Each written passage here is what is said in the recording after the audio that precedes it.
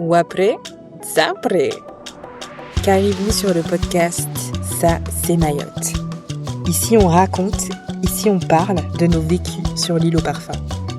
Ou après, Zapré. Ça, c'est Mayotte. Le 14 décembre 2024, le cyclone Chido dévaste l'île au parfum. La violence est inouïe, les dégâts sont considérables et le choc est certain. 1 an après, que reste-t-il ? Aurélie, psychologue, partage son micro avec les lycéens de Chirongui. Ils racontent comment ils ont vécu Chido. Épisode 3. Ou après, Zapré. Merci beaucoup d'être là avec nous pour ce nouvel épisode de podcast. On va parler de Chido, comment vous l'avez vécu, comment vous l'avez ressenti, comment vous vous sentez aujourd'hui. Enfin, je vais vous poser quelques petites questions. Sentez-vous libre d'y répondre. Ok, le but, c'est vraiment que vous soyez à l'aise et que les personnes qui écoutent, on puisse aussi comprendre un peu comment vous, en tant que Mahorais, vous avez vécu cet événement-là. Est-ce que vous pouvez chacune un petit peu me parler de comment vous l'avez vécu, ce que vous faisiez le jour où ça s'est passé, enfin, ce que vous avez ressenti, comment s'est passé le jour J? Je pense. Alors moi, le jour J, moi j'étais un peu dans le déni. Parce que genre ça a été annoncé à une heure précise que oui, ça allait arriver à telle heure.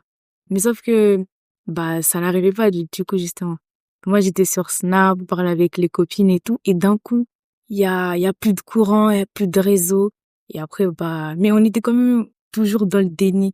Parce que il y avait pas de pluie, juste avait le ciel qui était gris. Donc il y a eu plus de courant et plus de réseau avant que tu sentes qu'il y avait le vent, les pluies et tout. Ok. Donc, du coup, on descend au salon avec toute ma famille. Du coup, on est réunis et on commence à parler, on commence un peu à s'inquiéter. On allume la radio, on essaie de s'informer. Et après, vient des fortes pluies, des grosses rafales de vent. Et après, c'est là où ça a commencé. Et comment tu t'es sentie? Enfin, parce que vous étiez au salon, comment ça s'est passé entre vous? Comment toi tu t'es sentie quand justement tu t'es rendu compte que ça arrivait vraiment? Est-ce que t'es sortie du déni instantanément? Enfin, comment ça s'est passé? Au début, ça allait. Mais après, quand vraiment j'ai réalisé qu'en fait, c'était vraiment une dinguerie qu'elle est arrivée, du coup, j'ai commencé à stresser, j'avais trop peur. En fait, l'atmosphère, je sais pas, c'était lourd et il y avait que de la peur et tout. C'était horrible. Ok, donc toi, c'était plus la peur qui t'envahit. Est-ce que t'as des frères et sœurs? Petits, grands? Petits. Ok, est-ce que eux, ils avaient peur? Comment ça s'est passé? Vraiment, il y avait des pleurs. Ils étaient pas bien. Est-ce que toi, t'as pu te concentrer sur ta peur et ce que tu ressentais avec eux qui, justement, pleuraient et tout? Ou est-ce que t'étais plus focus sur, il faut que je les rassure? Ouais, j'étais plus sur eux. Ouais, Il faut que je les rassure en tant que grande sœur. Ok. Donc, t'étais un peu ma peur à moi, jamais de côté. Ok. Ok, ça marche, merci. Et toi, du coup, comment ça s'est passé pour toi? Moi, chez moi, on va dire, c'était calme la veille. Parce que la veille, ma mère, elle avait déjà vécu un cyclone avant. Ok. Donc, elle était pas dans le déni, mais moi, j'étais dans le déni. J'ai jamais vécu de cyclone, de tempête, etc. Du coup, le soir, ma mère nous a dit, parce qu'on habite au 2e étage, de descendre chez ma grand-mère au 1er étage. Enfin, moi, j'ai fait la têtue, je voulais pas y aller parce que j'aime pas dormir chez ma grand-mère. J'ai dit, ok, nous sommes allés, on a dormi là-bas. Le matin, le ciel était gris. Mais pour moi, il y avait juste de la pluie. Du coup, j'ai dit à ma mère, ouais, je vais prendre une douche en haut. Je suis allée prendre la douche et je suis restée, j'ai fermé la porte à clé. Je suis restée en haut pour chatter avec mes potes et tout. Et en fait, d'un coup, j'entends des tôles qui s'envolent. Je regarde par la fenêtre parce qu'on a des baies vitrées. Ok. Je regarde, on habite à côté de la plage. Je regarde, je vois des tôles qui s'envolent et tout, etc. Et quand je retourne sur mon téléphone, je vois qu'il y a plus de réseau. Et je vois, il y avait la télé, il y avait plus le point rouge, du coup, il y avait plus d'électricité. J'ai essayé d'ouvrir la porte, mais il y avait un papayer dehors qui est tombé sur la terrasse. Du coup, ça a bloqué la porte. Wow. Et je suis partie pour aller ouvrir la porte de derrière.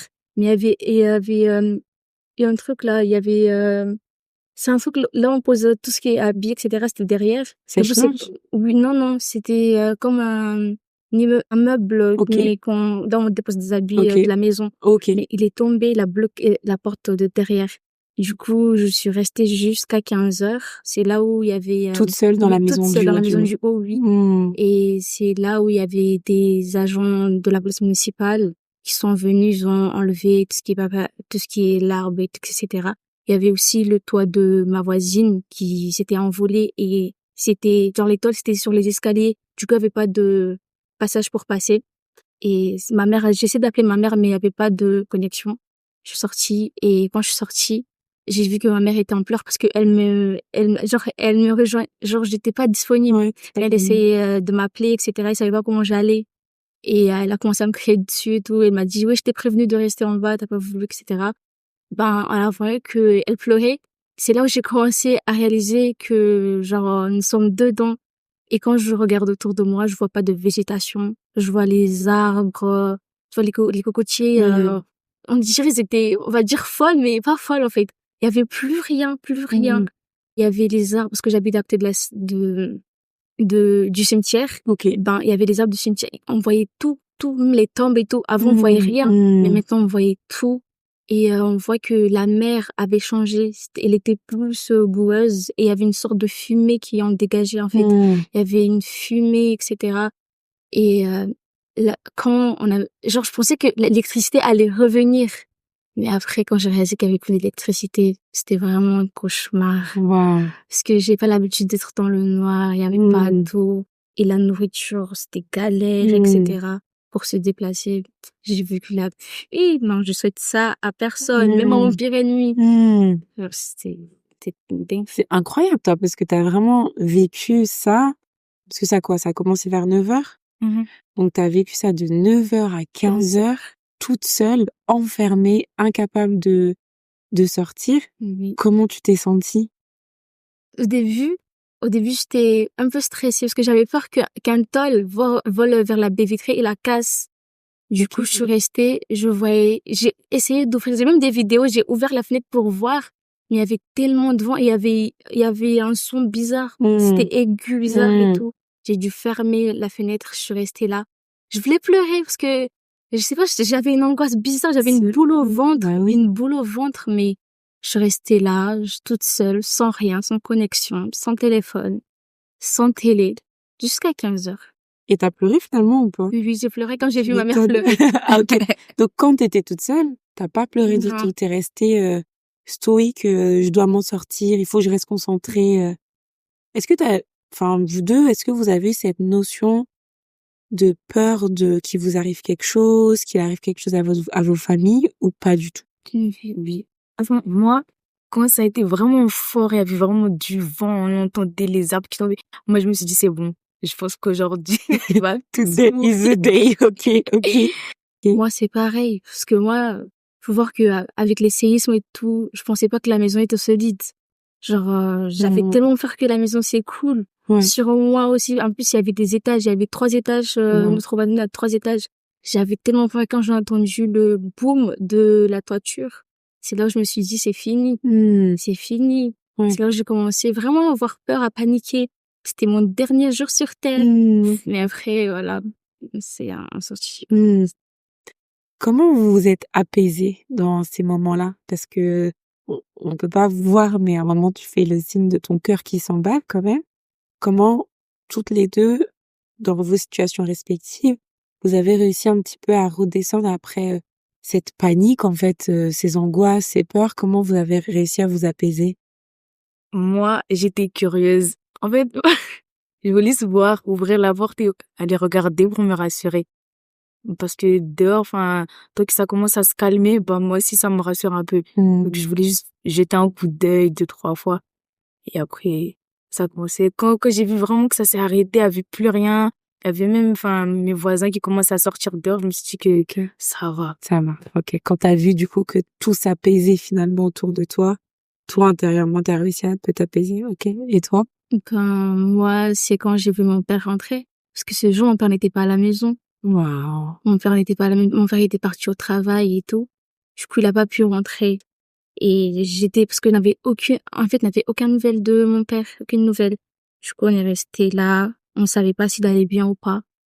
On savait pas où il était. On est resté pendant 2 semaines sans nouvelles.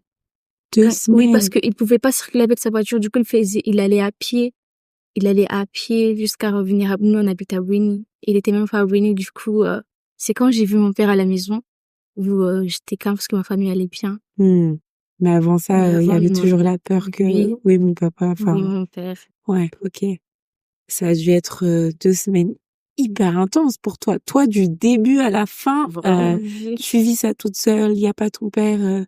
Et est-ce que tu as pu en parler avec ta mère? Je sais pas si tu as des frères et sœurs. Enfin, comment ça s'est passé l'attente finalement du retour de ton papa? Est-ce que vous en avez parlé de Ah, comment tu te sentais? non, pas du tout. On n'a pas parlé de ça. Mais je voyais que ma mère aussi, elle était inquiète, mais elle voulait pas le montrer. Ouais. Genre devant nous, elle nous rassurait. Elle rigolait, on s'asseyait deux fois le soir, hein, tous en famille, on parlait.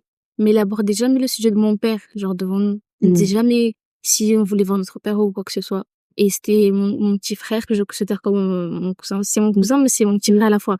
Du coup, souvent, ils m'ont demandé, ouais, tu sais où il le voit pas, etc. Je disais, mais moi, je sais pas. Mais après, elle est revenue. Hmm. Je trouve que c'était compliqué Ouais.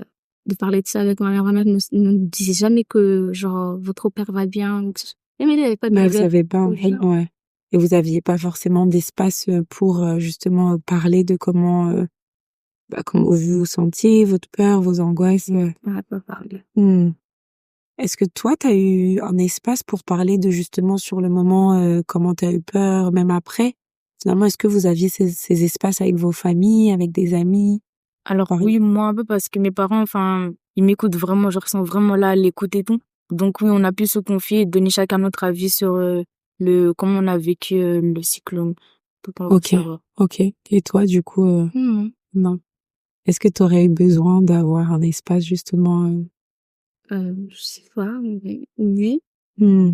Parce que, voilà, c'était quelque chose, genre, c'était quelque chose d'intense. J'aurais aimé parler de ça avec ma mère, mais quand c'est passé, c'est du passé. Elle a pas abordé le sujet. Mmh. Elle a pas voulu savoir si j'étais traumatisée ou pas. Mmh. Donc, non. Ouais. Et tu aurais aimé lui dire quoi à ta mère si elle était en capacité de t'entendre? Je sais pas. Mmh. Comment tu te sens là aujourd'hui, justement? Alors peut-être déjà d'en reparler et puis, on est presque à 1 an de Shido. Comment toi tu te sens après? Ça va, je me sens bien. Mais, quand on m'a fait la blague là qu'il y avait un autre cyclone qui allait venir, Ouais, c'était j'ai vu mon cœur s'arracher de ma poitrine. mmh. Je peux pas supporter un autre cyclone. Mmh. Je pense pas. Ouais, Je suis pas prête à ça. ouais. Mentalement et physiquement, je peux Mmh. pas. Ouais, c'était vraiment traumatisant pour toi à Oui. ce moment. OK. Et toi?